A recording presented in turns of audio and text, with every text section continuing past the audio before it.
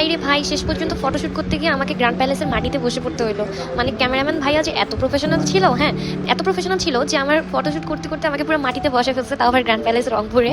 তো যাই হোক, ছবিগুলো আমি লাস্টে দেখাই দেবো সবাইকে। এটা হচ্ছে রেস্টুরেন্টে আমি মাটিতে বসে পড়ছি, আর এটা হচ্ছে গ্র্যান্ড প্যালেসের একদম রুফটপে, যেখানে সবার ওঠা অ্যালাউ না।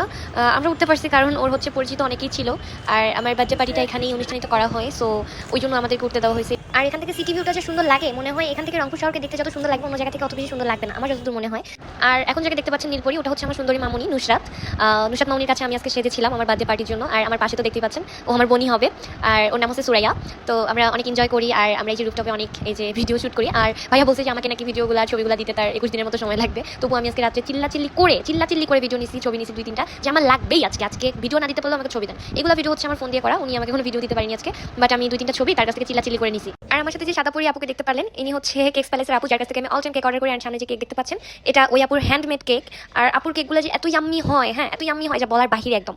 আর লাস্টলি যে কয়টা ছবি আমি ভাইয়ের কাছ থেকে কানাকাটি করে নিয়েছিলাম, এগুলো হচ্ছে সেইগুলো ছবি। হ্যাঁ, তো আমরা অনেক গ্রুপ ছবি তুলছি, তারপর হচ্ছে আপুর সাথে মামুনির সাথে সবার সাথেই ছবি তোলা আছে। ওইগুলো আমি 21 দিন পরে পাবো, মাই ব্যাড লাক। হ্যাঁ, এখন থেকে বাজে হলে আমি 21 দিন আগে ফটোশুট করে বাজে দিন ছবিগুলো আপলোড দিব ইনশাল্লাহ। তো 21 দিন পরে আমি আরো সুন্দর করে আপনাদের সবার সামনে ভিডিওটা উপস্থাপন করবো। আজকে যতটুকু আমাদের পসিবল হয়েছে আমি ততটুকুই ছাড়ছি।